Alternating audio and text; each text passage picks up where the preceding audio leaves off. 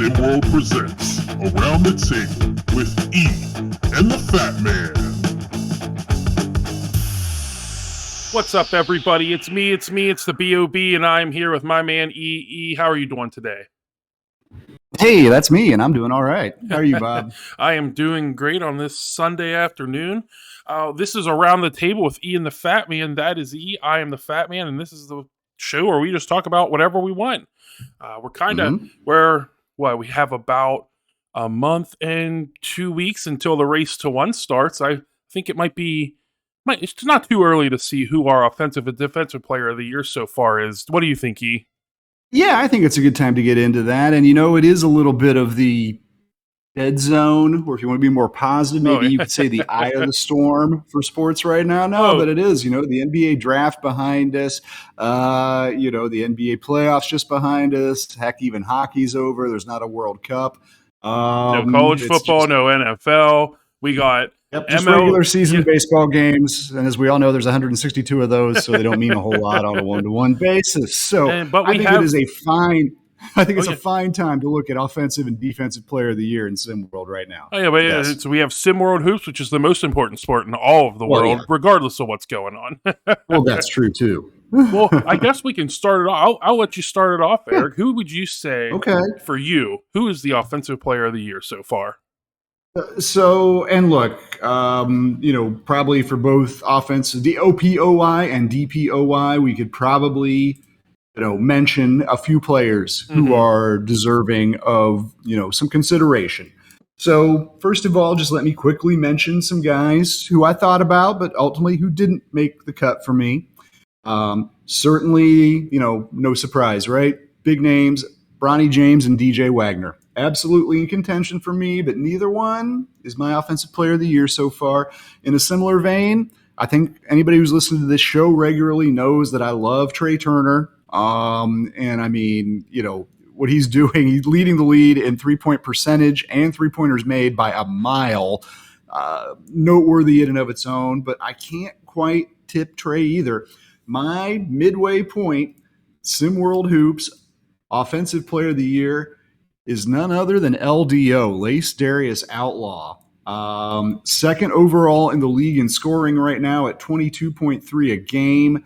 Also second in the league in assists right now, tied with Montel Cage at 5 assists per game. Just a dynamic offensive player. And look, we can kind of get into the stats here, right? And, and LDO's name pops up in a few places in the SimWorld leader stat sheet. I didn't even mention he's shooting 96% from the free throw line, basically automatic from there. But the thing of it is for me is that it's not so much about the numbers as it is about what I've seen with that Best Coast team. Ever since Mikey Williams, one of the most heralded recruits coming into this year, top player coming into SimWorld, suddenly gone. And I didn't know what was going to happen out west, and neither did anybody else with Best Coast. And what happened is Lace Darius Outlaw just absolutely took over, took command, is being a leader, is being an upperclassman, is being everything, is dishing assists, scoring hoops. We saw him with some big buckets last week, winning a clutch game there. So it's not just about the numbers for me. It's about the eye test. And with apologies, like I said, particularly to DJ, Trey, and Bronny, although Nas Hall also entered my mind, I got to say, for the difference he's made in Philly. But for me, honestly, Bob, it's not even that close. For me, it is Lace Darius Outlaw. Yeah, and it's hard not to... It's hard to argue against him being up there. I mean, like you said, he is number 2 in scoring, number 2 in assists. He's just overall, he's an efficient player on the offensive side of the ball in general, and he is the reason that Best Coast is where they are right now. Like you said, I rack my brain for this. I mean, you got your Bronny James, your DJ Wagner. You did mention him, and I was going to mention him if you didn't. Nos Hall, he's definitely up there. Yeah. I also think Arthur Lattimore doesn't get enough credit for being an offensive powerhouse. I agree, particularly on offense. That's right. You know what he's not yet? And look, he's just 16 years old. He could become a better rebounder and defender. But we're talking offensive player of the year here, and you're absolutely right. Arthur Lattimore has definitely made his impression known on that end of the court. Yeah, and obviously he's not going to be a high assist guy, but he is number 6 in SimWorld Hoops in offensive rebounds per games, which gives his team some second chances, which is something you always like to see. I think I have to agree with you though for Lacerius Outlaw. I want to. Are you going LDO too? I'm going to go with LDO too.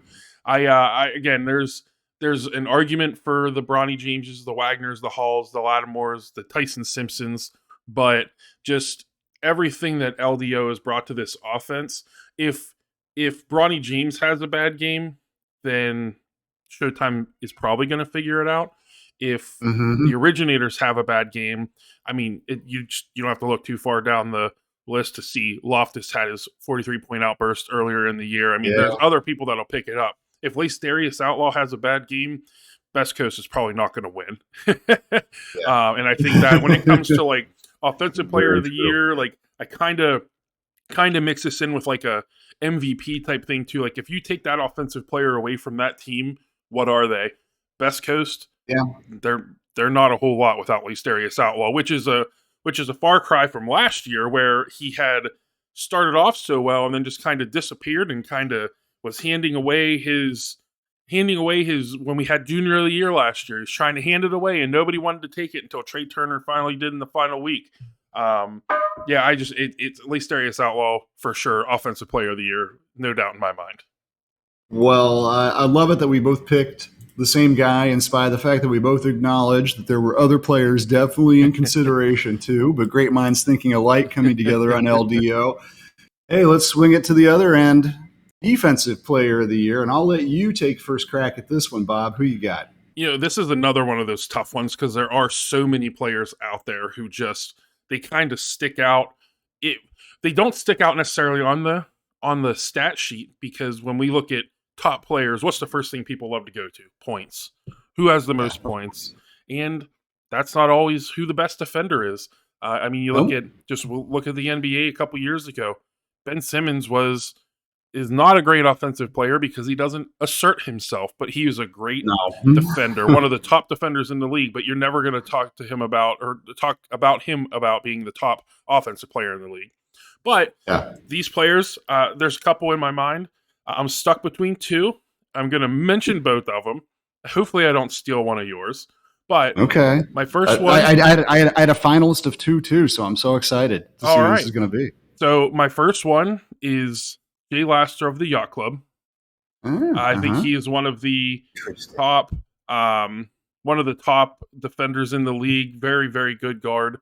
And I think that, I mean, he's still, I said it, offensively, when we look at stats, points per game, you don't really focus on it a lot, but he's averaging 13.9 a game, so he's no slouch on the offensive end. No, he's not. But I do think Jay Laster, which is one of the top defenders in the league at guard, and I think he shuts down anybody really that he lines up against, and he's kind of overshadowed because you have a star like Dominic Bianco on the team, but Jay Laster, to me, I'd say he is up there. Obviously, I think he is a top 2 defender in the league. It's hard for me to pick between the two that I'm gonna. Well, I'm getting the impression though the other guys who you went with. So if he's the second place award, yeah, I have to go with Gabe Pope of Southeast Select as my defender, my top defender in SimWorld Hoops. I mean, there's so many guys out there that are good on the defensive side of the ball, but Gabe Pope is one of those. He's number 6 in steals right now. But just in general, I think he really locks up the guys that he's on. He's not a huge guy compared to some of these monsters that are on his team. I mean, they have to have 3 6'10", 16 or 17. 16, they're all 16. All 3 of them are 16 years old. That's crazy. Kids, to have 3 6'10" kids on your team at high school age is a little ridiculous, and that makes 6'2" look very small. It does. I think Gabe Pape in general, he's just a very very, very good defender at guard, and if I'm taking a defensive player of the year right now, I think I have to go with Gabe Pope. All right. Well, I can't. I talked about the eye test a little bit ago when I was talking about Outlaw, and Gabe Pope and Laster as well both meet the eye test in that way. It's interesting to note, Jay Laster doesn't have a top 10 spot in any of our player categories, right? No. But I think that we all recognize, there's another guy in the sort of Pope, Laster, you watch them, they lock guys down on defense, but they don't necessarily get the stats for it player that I thought of too. He's even been coming off the bench lately, but Syer Matthews for Gotham 5 is also a vicious defender. Absolutely. Who I always love watching out there. For that matter, also out on Best Coast, there's another player who's elevated his game. It's not all been LDO, and that's been Sky Buckner-Williams, who's impressed me with his defense. But funnily enough, I ended up with a little kind of pile of players at the top of my consideration too, Bob, for Defensive Player of the Year. But here, guys, neither one was on my list. And it's not that they're great players. I think I just went in a different direction, and I went in a more post-oriented direction. At least that's where my finalists came from, I'll say. Not in my top 2, but definitely was a honorable mention consideration out there was a Tyson Simpson, who in a way, I think Tyson's defense almost gets overshadowed by the fact that he's a very good offensive player. And it makes you not focus so much on his defensive abilities. But he definitely, is a big factor down low, deserves that. But the 2 guys it came down to were 2 other posts. One of them is Derek Long. He's the one who gets my second place finish. He's averaging double-digit rebounds. Absolutely. He's second in shot blocking. He's Derek Long. We watch him play for Lone Star, and he kind of has that lockdown defender role that we've been talking about with Gabe Pope and all the rest of them. And limited offensive player, but we're talking defense right here, and there's very few limits to what he can do in that regard. Can I take a guess at your number 2? When you're ready. Well, Bob. That is my number 2, Derek Long. So Tyson would be 3, kind of. Derek Long 2, and now we're down to my number 1 player. I don't know if you're going to guess it, but I will welcome an attempt. I'm going to assume that you're still mentioning it in the post. I'm going to go with, is it going to be Aaron Payne? Aaron Payne is a fantastic player, a very good defensive player. Oh, man. Not get my number 1 spot nod. He would probably literally be 4th if I was giving a 4th place. But, since I finished 4th in the Boxwood Derby, I don't believe in 4th place anymore. It's disappointing, so I don't hand that out. But my number 1 actually is one of these giants who have found their way into the SimWorld Hoops game. Only 16 years old, all the way from Lithuania. I am right now giving it to none other than Viktoras Ilgauskas. Okay. Ilgauskas is leading SimWorld 3.9 blocks per game. Derek Long is second with 3.5, and there's only 3 players in the entire game who've got 3 or more. And in addition to that, and when you watch Ilgauskas play, and I got to call an OG game the other night, I've got to call a few of them where he's really stood out to me. 7 foot, 270 pounds, but is kind of quick out there, actually, deceptively so. Really causes a problem. It's not just about his shot blocking. It's not just about his rebounding, and he's a little under 9 a game in rebounding, 10th overall in SimWorld, just fine in that regard. It's impressive that he's number 9 in the league in steals per game. Ripping a little bit, actually, we'll right on 1 steal a game, as a matter of fact. I love what Ilgauskas brings to the table out there. He is a huge factor. He's a big part of the reason why OGs. I talked to Coach Alyssa Dodge about this in post-game press a few days ago. And, I think that she and we expect Kadarius Loftus and DJ Wagner to do their thing. And then on OGs, they got all of these veteran players too, guys like Eric Nelson, Maverick Jackson-Jones, and Kevin Sullivan. Yeah, they're a good team. I don't think they would be top of the league, top of SimWorld without Viktoras Ilgauskas. He's been a big surprise to me. I think he's been a surprise to Coach Dodge. I think he's been a surprise to everybody. And I think I'm going to surprise some people, but I don't care. I'm making him a Defensive Player of the Year right now, halfway anyway. It's hard to argue against that one. You look at how many times are we sitting in a game going, I wonder if this is when he finally gets the most blocks in a game. And it feels like it's every game. He's on the list twice. He has at least 2 7-block games. His teammate alone has 8. I think them two, Tyrone Snyder and Ilgauskas being paired up, is such a great interior Yeah. defense. Yeah.